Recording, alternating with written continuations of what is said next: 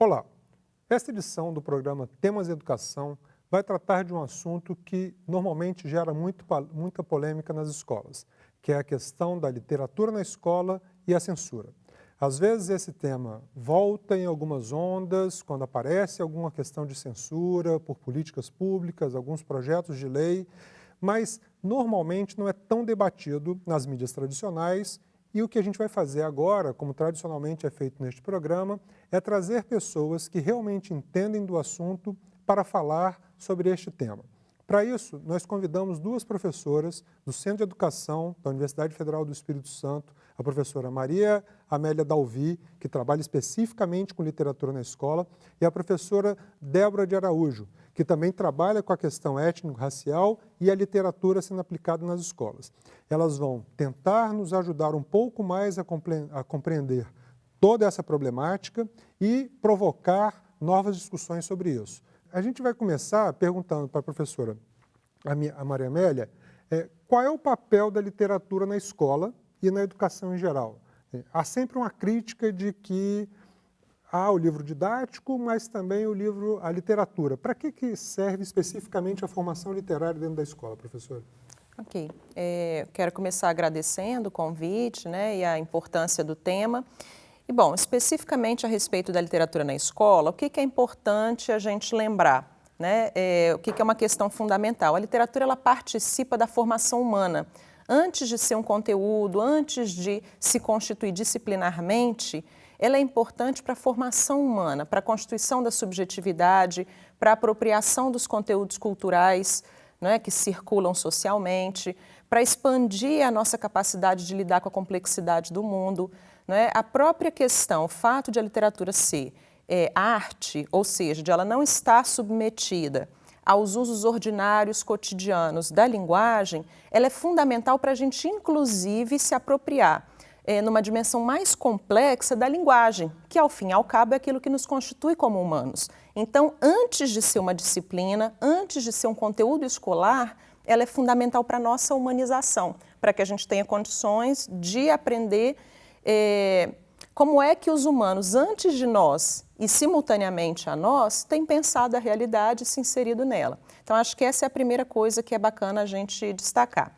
Segunda coisa, do ponto de vista disciplinar, ou como conteúdo escolar, etc., é importante a gente saber que há uma longa tradição, que remonta a mais de 5.000 anos, de conhecimentos acumulados a respeito do que é o literário, o que é o ficcional, o que é o poético, enfim, então a gente não pode, como educadores, prescindir desse acúmulo histórico de conhecimento e de pensamento. É papel da escola difundir, disseminar e garantir que as crianças se apropriem desse conhecimento acumulado.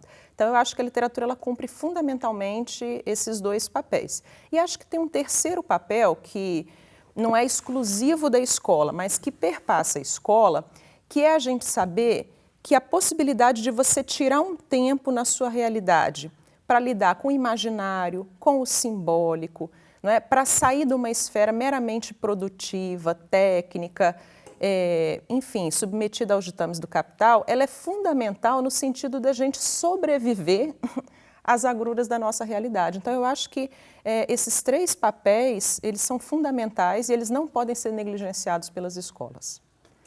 Sim, mas como é que a professora Débora pode nos ajudar nisso? Existe um critério para se escolher, para se indicar que literatura vai ser aplicada na escola? Por exemplo, como existem alguns critérios mais ou menos técnicos para a indicação de livro didático. Para a literatura, que critérios são esses que o MEC utiliza, que as escolas utilizam no momento de optar por este ou aquele livro? Como é que funciona isso, professor? Primeiro eu quero também agradecer a oportunidade, a participação nesse momento, muito interessante para discutir essa temática. E eu acho que é importante a gente ressaltar que não existe nenhum tipo de critério objetivo, até porque, concordando com a professora Maria Amélia, não existe nenhuma atitude pensada para a literatura endereçada ao público infantil de prescrição. Quando a gente fala em endereçamento, a gente está pensando que a criança ela pode ser ofertado a ela todo tipo de literatura, desde que com temáticas adequadamente trabalhadas. Então, por exemplo, eu vou trabalhar o tema da morte. Eu posso trabalhar com criança ou não? Essa é uma reflexão.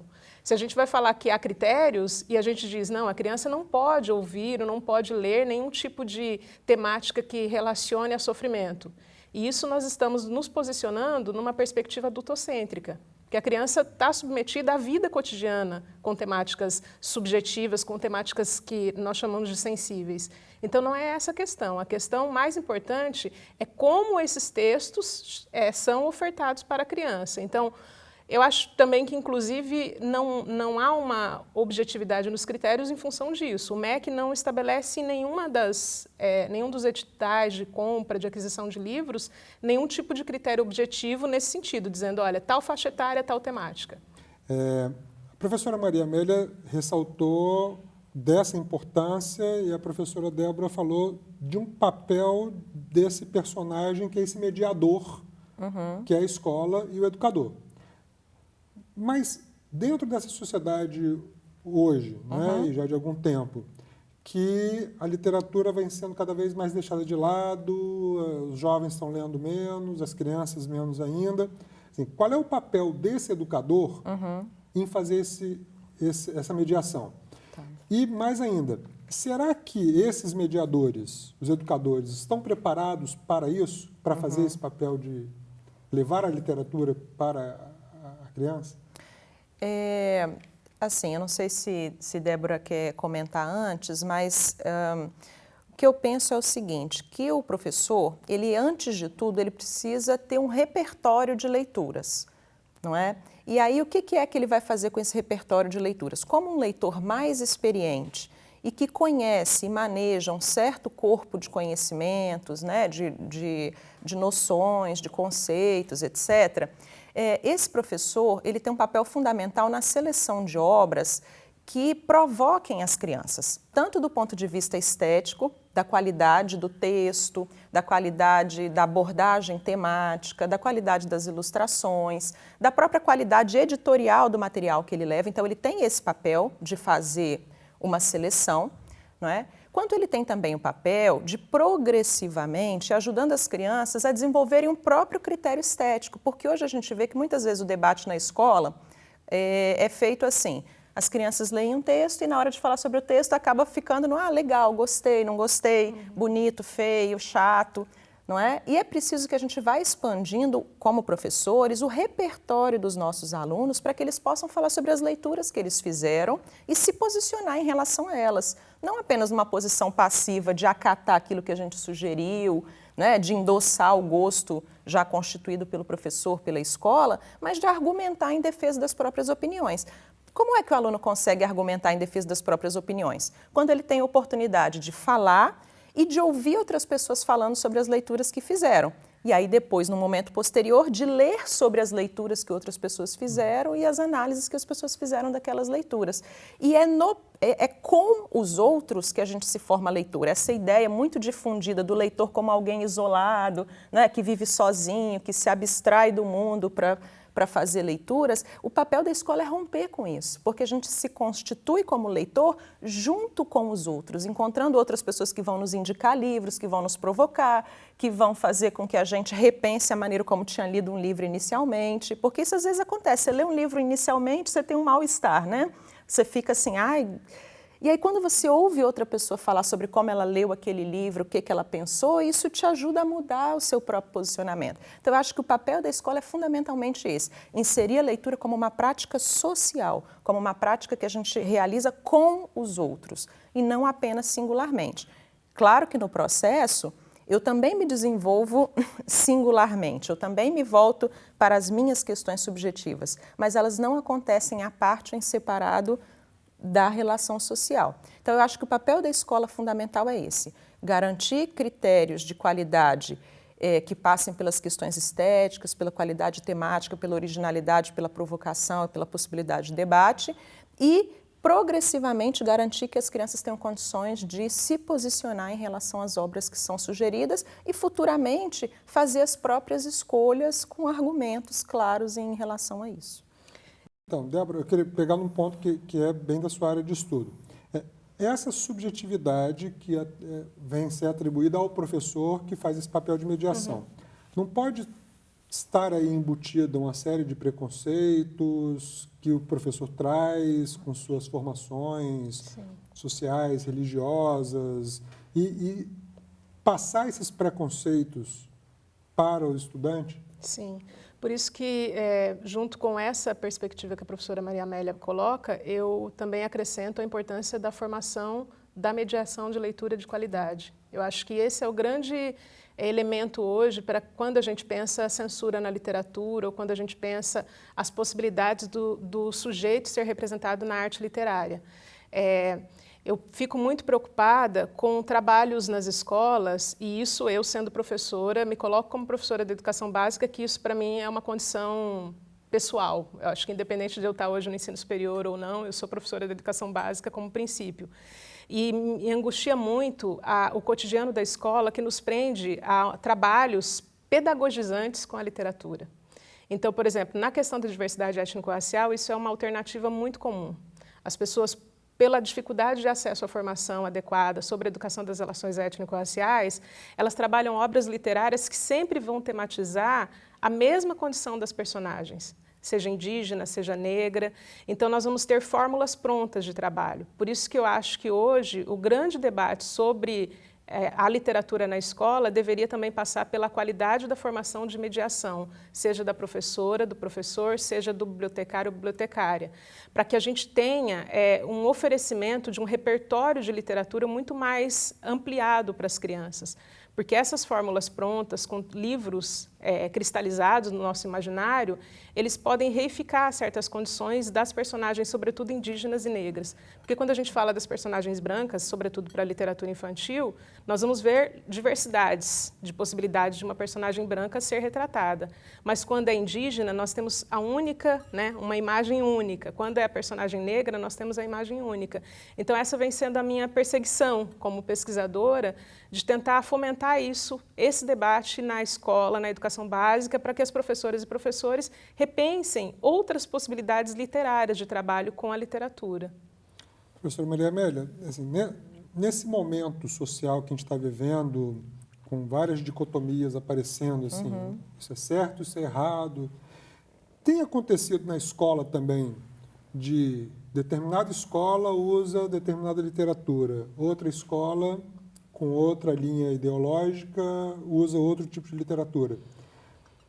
E isso, vocês têm observado isso? E como é que isso representa para o estudante que vai se tornar um adulto, que poderia estar na escola tendo uma formação crítica mais ampla, mas que não tem essa possibilidade porque está essa dicotomia assim, isso é isso, ou isso é aquilo? Eu acho que, assim, de alguma maneira, dando continuidade àquilo que Débora colocava, talvez a gente precise, de alguma maneira, relativizar, como é que eu vou dizer assim, o desdobramento da escolha de um livro X ou um livro Y. Muitas vezes, a apropriação que é feita do livro vai depender muito do modo como o livro, aquela inserção daquele texto literário, como é que a circulação daquele texto é proposta na sala de aula. Claro que os professores, as escolas, as equipes pedagógicas, em função de seus próprios crivos ideológicos e estéticos, tendem a selecionar obras mais afins ou mais distanciadas dos seus valores. Isso é fato. Mas qual que é o nosso papel como professores? Garantir uma diversidade de abordagens, de estéticas, de sensibilidades, de modos de se colocar no mundo, de modos de pensar, etc. E uma coisa que eu sempre falo com os alunos é o seguinte: não adianta eu escolher um texto literário maravilhoso se a mediação que eu vou fazer com aquele texto for normatizadora, moralizadora, doutrinadora, né? Por outro lado, às vezes um texto literário que a gente nem acha tão bom, tão relevante, tão interessante, pode dar ensejo a um debate muito rico. E aí eu vou trazer um exemplo. Há algum tempo atrás saiu uma polêmica imensa no Brasil todo sobre a questão dos textos do Monteiro Lobato. né? Foi uma coisa que a gente que trabalha com literatura, acho que não teve nenhum de nós que conseguiu escapar de ter que falar sobre o assunto. E o que eu tenho, o que na época eu dizia e continuo dizendo? Que eu não acho que o debate tenha que passar se devemos ou não trabalhar com Monteiro Lobato.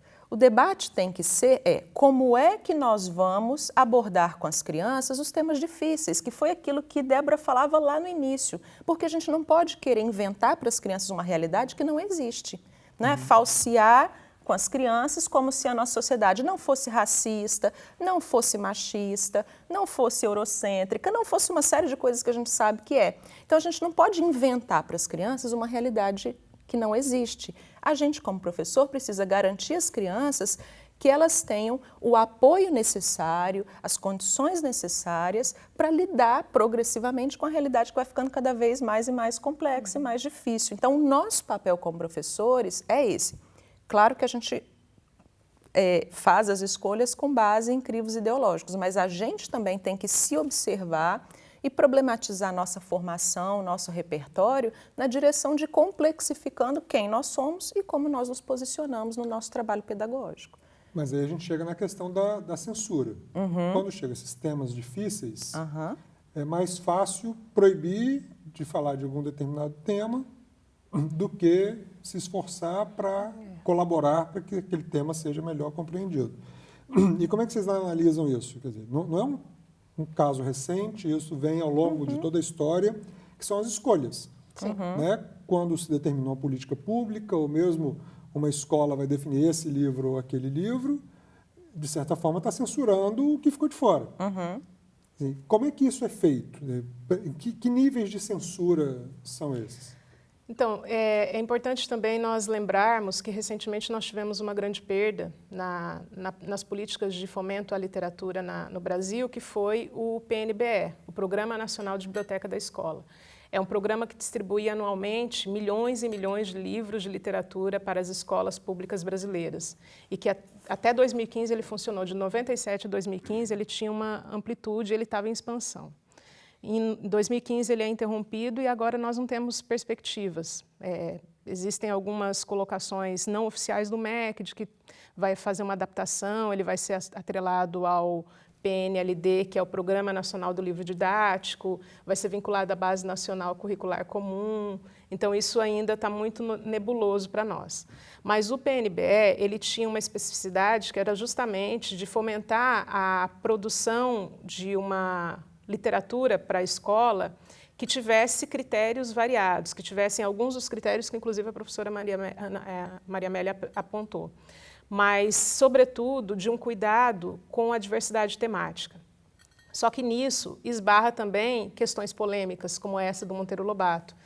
Então, por exemplo, na minha tese de doutorado, eu entro um pouco nisso e a conclusão que eu tenho sobre essa perspectiva da censura, a perspectiva sobre qualquer cerceamento do direito de um livro, de qualquer arte, né, porque a literatura é arte, de chegar ao ambiente escolar, é de que isso é um retrocesso. Eu acho que esse é um consenso entre nós, é um retrocesso, qualquer possibilidade de você impedir que alguma obra chegue ao público leitor, porque é o público leitor que vai tomar a decisão para que se aquele livro tem conotação ou não racista, tem conotação ou não machista, tem conotação ou não religiosa. Isso é importantíssimo a gente demarcar.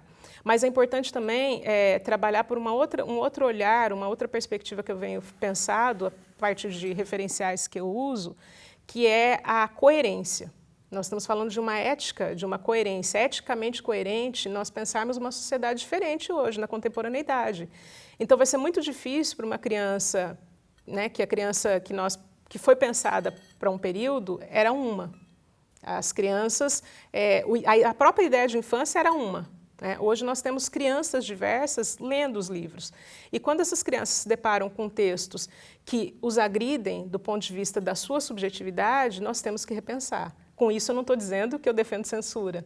Eu estou dizendo que eu defendo uma coerência a partir da contemporaneidade e da diversidade que compõe a população brasileira. Então, quando, por exemplo, nós vamos falar de um livro em que tem uma personagem negra ou uma personagem indígena numa condição estereotipada, para a criança, ela tendo isso, mas ela tendo outros livros em que, que a personagem negra, o ser humano negro ou indígena, seja representado de outras posições, ela vai ter uma possibilidade de olhar e entender como é a sociedade brasileira a partir da arte.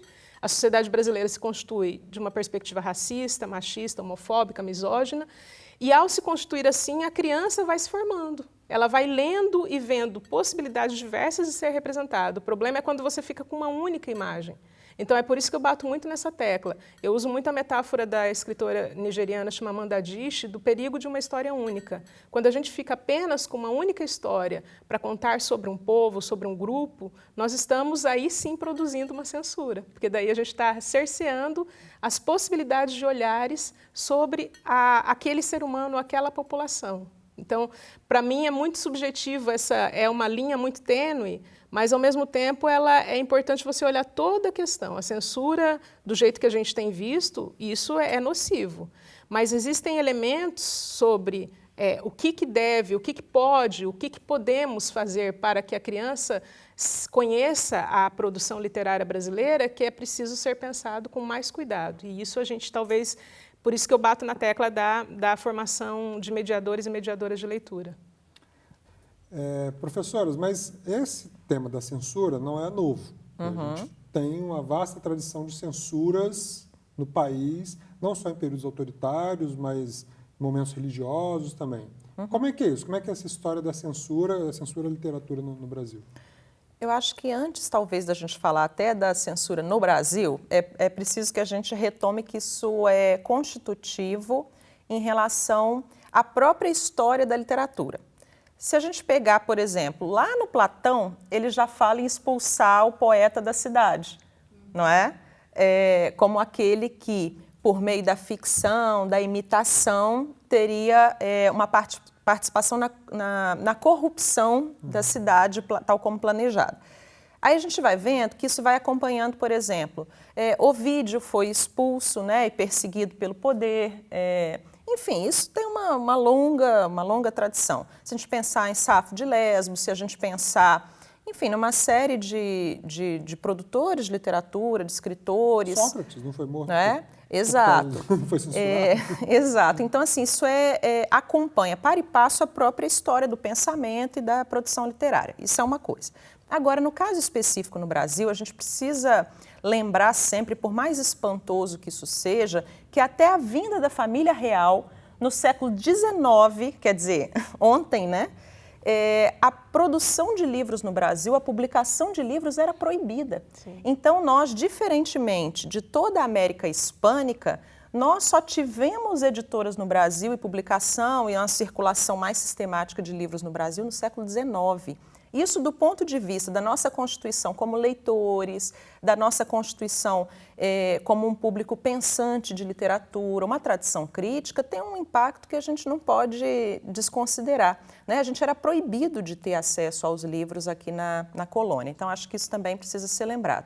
E uma terceira coisa que eu acho que é fundamental assim, a gente colocar, né, em perspectiva, é que, tradicionalmente, a literatura ela é trabalhada nas escolas, muitas vezes de maneira a modelar, né? A maior parte da história do ensino de literatura no país é a literatura sendo trabalhada como exemplo de bom uso da linguagem, exemplo de como falar bem, como escrever bem. Então, a literatura, ela poucas vezes foi trabalhada na história da nossa educação nesse processo, nessa lógica que a gente falava lá no início, de constituição da subjetividade, da formação humana, de reflexão sobre o mundo, de pensamento, etc, etc, né? De respeito ao outro, de complexificar a visão da realidade, etc, etc.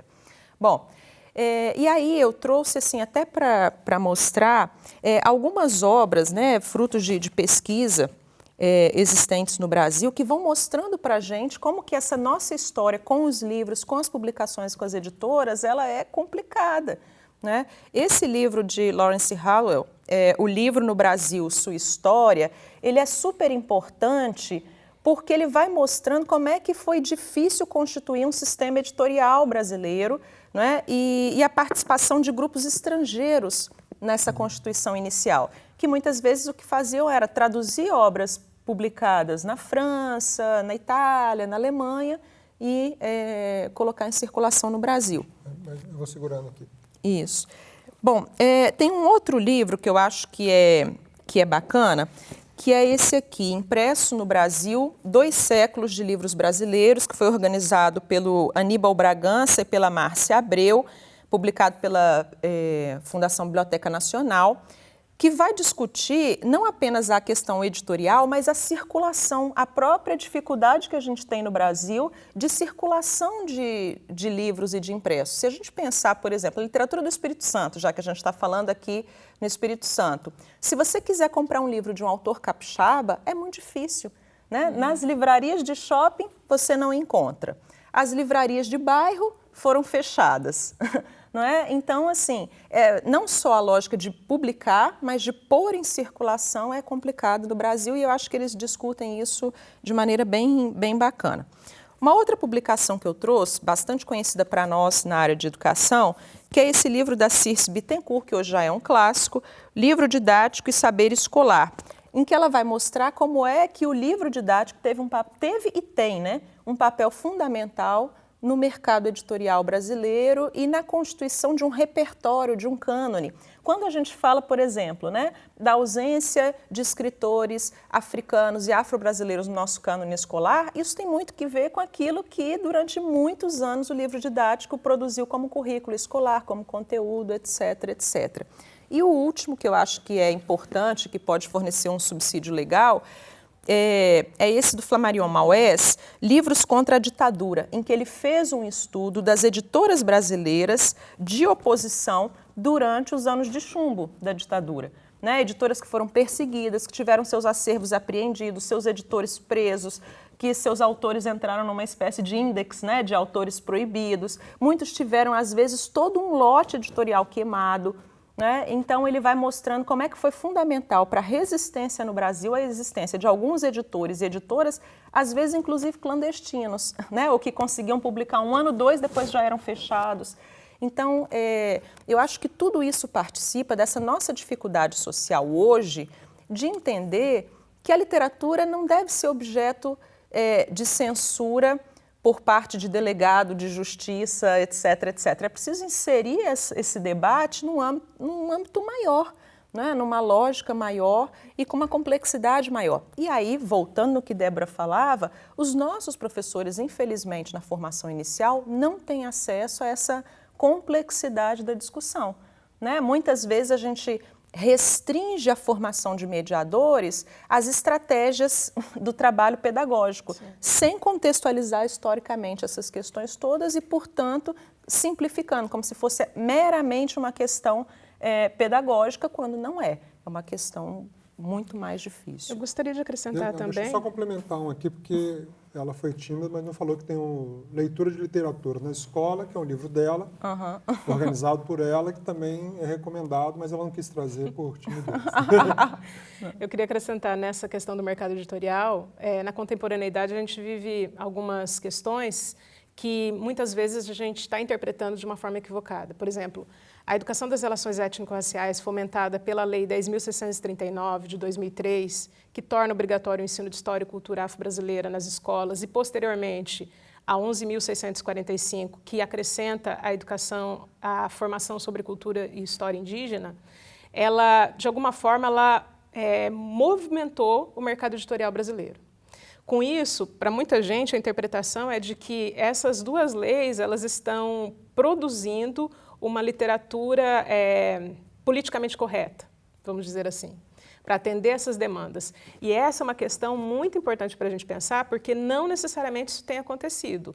Nós vamos falar ainda de subrepresentatividade, nós vamos falar, você falando das editoras, eu fiquei pensando, né, a publicação capixaba, que a gente não vê, mas as editoras que têm produzido essas literaturas que as pessoas costumam definir como marginais, elas não chegam nas livrarias renomadas, porque são editoras pequenas, são editoras ainda em fase inicial. Então, a gente também precisa falar em democratização de toda essa produção que está aí acumulando. Nós temos livros fantásticos, nós temos atualmente aqui na UFES a professora Kilsande Oliveira, que trabalha com a literatura, publica literatura infantil e juvenil voltada para a diversidade étnico-racial, e que muitas de nós, professores e professoras da educação básica, não conhecemos, porque esses livros não chegam.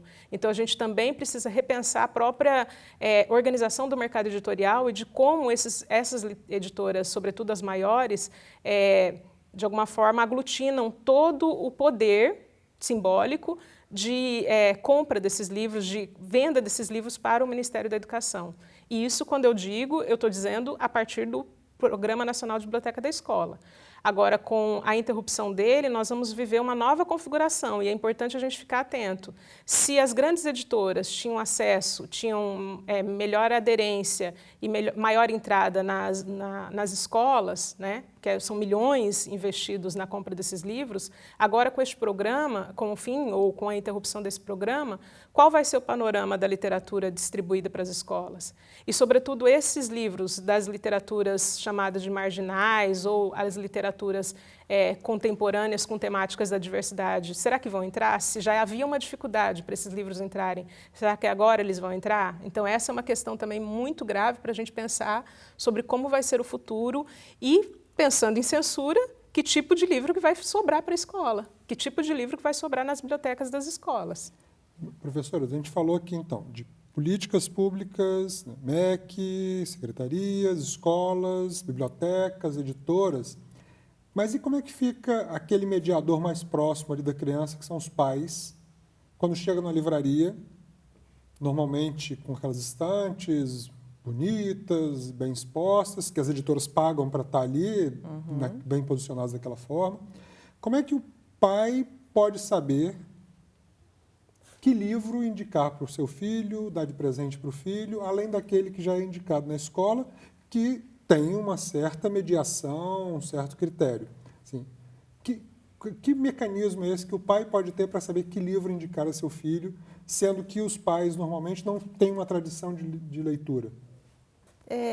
Bom, é uma questão difícil, né? Ela é complicada exatamente por aquilo que você colocava. Nem sempre os próprios pais são leitores e têm um repertório constituído de leitura. Então, essa é uma primeira questão. E a gente percebe o seguinte, que onde tem leitor, né? Onde há leitores, livros, leitura em circulação, você forma leitores, porque essa situação do pai, por exemplo, que quer comprar um livro para o filho, não adianta você dar o objeto na mão da criança e deixar que a criança se vire, porque senão a gente investe de novo numa lógica da relação sujeito-objeto, e não da relação entre sujeitos com a mediação de um objeto, né? Então, mais importante talvez até do que o pai vai comprar ou vai disponibilizar para a criança é como que aquilo vai chegar na mão da criança, como aquilo vai ser trabalhado, como aquilo vai ser entendido e sentido pela criança. Então, acho que essa é uma primeira coisa. Uma outra coisa que eu acho que a gente precisa lembrar é o seguinte, a indústria cultural, ou o nome que a gente queira dar, né, para esse sistema, ele é extremamente poderoso, tanto como você falou, em comprar espaço nas editoras, em financiar booktubers, né, que vão fazer vídeos divulgando, quanto também fazer uma poderosa mega campanha de marketing. A gente sabe disso tudo. Então, os pais, eles não têm como fingir que isso não existe. Eu penso que o caminho mais honesto é conversar com as crianças, que as nossas possibilidades literárias não se esgotam, por exemplo, nos livros de contos de fadas da Disney ou qualquer outra coisa correlata. A gente precisa dizer isso para as crianças, porque elas vão querer. O livro que elas vão querer é o livro que está na moda, que saiu filme, etc. Mas a gente precisa dizer para a criança claramente que o mundo, que o universo dos livros é mais rico do que isso, para que a criança tenha alguma abertura para aceitar uma sugestão, talvez de melhor qualidade estética. Uma outra coisa que eu acho que é bacana e que é fundamental, se o pai tem dúvida, existe na internet um farto material com sugestões de leitura, até algumas por faixa etária, etc., que a gente pode achar bom ou ruim, mas que estão lá. E, por fim, existe uma fundação chamada Fundação Nacional do Livro Infantil e Juvenil, que ela concede anualmente não só prêmios, mas um selo de altamente recomendado, que é distribuído com base na avaliação de especialistas. Se você tem dúvida, joga lá num buscador de internet, selo altamente recomendado, e vai aparecer uma série de obras que, de alguma maneira, já foram avaliadas e que têm um aval de obras com uma boa qualidade estética. Claro, isso tem o problema que Débora falava, as pequenas editoras raramente vão ser contempladas, né, nesses selos. Mas é um caminho inicial, é um percurso de começo para a gente, em seguida, adotar outras posturas, outros posicionamentos. E discussões sobre uma classificação etária, ou uma indicação, uma recomendação, como foi o caso que o Ministério da Justiça acabou fazendo para substituir a censura, a classificação indicativa de televisão e de filmes, por faixas etárias. Há essa possibilidade de fazer essa indicação para os pais que não têm esse repertório, para além de uma fundação como essa, assim, criar critérios, recomendar por faixa etária, ou fica-se na dependência daquilo que as editoras e as livrarias estabelecem, o canto juvenil, infanto-juvenil, jovens adultos? Como é que isso pode ser feito para ajudar mais ainda nos pais nesse momento da escolha do... Eu bato na tecla de que não deveria haver nenhum tipo de classificação desse tipo. A gente acaba restringindo. As próprias editoras, elas já vêm com fichas catalográficas já indicando infanto-juvenil, ou infantil, ou juvenil. Eu acho que ali já tem uma demarcação. Qualquer outra coisa para além disso, nós daí estamos didatizando, ou estamos pedagogizando o livro, se a gente colocar em estantezinhas. Porque daí, por exemplo, a criança não vai poder, uma criança, né, não vai poder ler um livro que a gente indica como juvenil para o ensino médio, leituras do vestibular, por exemplo. Daí um pré-adolescente não pode ler Machado de Assis. Isso é algo que, para mim, não tem sentido. Eu não convirjo com essa perspectiva, o que eu acho muito, de novo, que tem a ver com a formação do leitor e da leitora que vai indicar a leitura. Então, quando a professora Maria Amélia fala sobre a questão do livro, de que o pai ou mãe pode acessar livros de literatura de forma diversa, é importante que esse pai e mãe também seja leitor.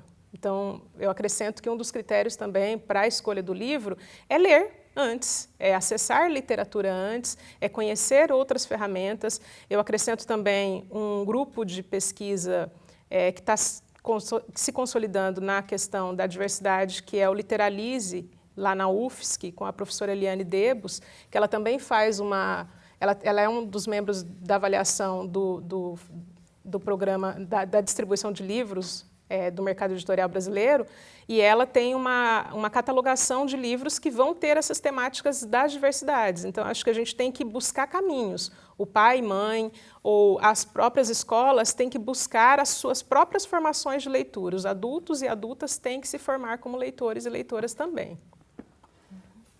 Professoras, eu queria agradecer e saber se vocês têm alguma coisa mais a complementar. Eu sei que o tempo nosso acaba sendo curto, mesmo que a gente não fique dentro de uma lógica das emissoras comerciais, mas agradecendo e pedir para vocês complementarem algum ponto que vocês acham que precisa ainda. Eu que agradeço, né, o convite, a existência do programa, acho que é fundamental. Acho que é muito importante, e queria deixar assim como dica, né, como sugestão, nós temos uma página do nosso grupo de pesquisa aqui na Universidade Federal do Espírito Santo. A página é www.literaturaeeducação, né, sem o cedilha e o tio, literaturaeeducação.ufes.br. Lá a gente disponibiliza em PDF todas as nossas publicações para download gratuito. Vocês têm informações sobre as pesquisas em desenvolvimento, os pesquisadores participantes do grupo, e a gente está sempre aberto para acolher novos interessados, pessoas que queiram se somar ao nosso trabalho. É isso. Obrigada, Edgar, e obrigada à produção do programa. Professora Débora. Eu também agradeço pela participação, pela oportunidade de participar nesse momento e dizer que eu estou muito feliz de recentemente estar aqui na UFES, né, podendo falar sobre essa temática e convidar pais e mães, professores e professoras, estudantes, para que a gente invista mais na literatura para a criança, mas que a gente supere também modelos cristalizados de representação, que a gente fuce um pouquinho mais nas prateleiras das bibliotecas, porque às vezes a gente está muito focado nos livros que estão mais midiáticos e provavelmente teremos obras muito boas, produções literárias muito significativas escondidas. Com isso eu estou fazendo uma metáfora, na verdade. É para que a gente conheça novas histórias, para que a gente busque outros referenciais de produção artística, que a literatura como arte é uma das mais importantes para mim. Então eu convido isso e faço também um convite futuro para uma publicação que vai sair com a minha pesquisa de mestrado, que vai tematizar justamente como as crianças leem a literatura com personagens negras. Então, em breve, futuramente, agora em outubro, vai ser publicado um livro chamado Literatura Infantil, Personagens Negras na Literatura Infantil, o que dizem crianças e professoras. Então, em breve vai estar aí, eu convido a leitura. E agradeço mais uma vez. Este é um tema também que a gente vai tratar aqui mais especificamente no programa Temas de Educação, que é a questão da diversidade étnico-racial e dos preconceitos e racismo. Isso é um tema que já está na nossa pauta para em breve ser feito. Obrigada. Então, para agradecer a vocês que estão nos assistindo aqui pelas redes sociais, pela TV Universitária, compartilhe nosso programa e sempre lembrando que este programa, Temas em Educação, é exatamente para fazer um contraponto àquilo que você normalmente não vê nas mídias tradicionais. Um tema como esse raramente vai ser discutido nas grandes emissoras de televisão, ou você vai ver muito esporadicamente um tema ou uma fala só de alguma delas numa entrevista. Mas um programa como esse, com essa complexidade, isso vai ser raro e o nosso papel na universidade é esse, levar a vocês conhecimento e discussão para que você possa ter suas opiniões e se colocar. E sugiro também que entre no currículo Lattes das professoras, vejam a produção que elas têm e nos procure aqui na universidade, porque a gente pode sempre aprofundar ainda mais esses temas. Obrigado e ficamos para o próximo programa.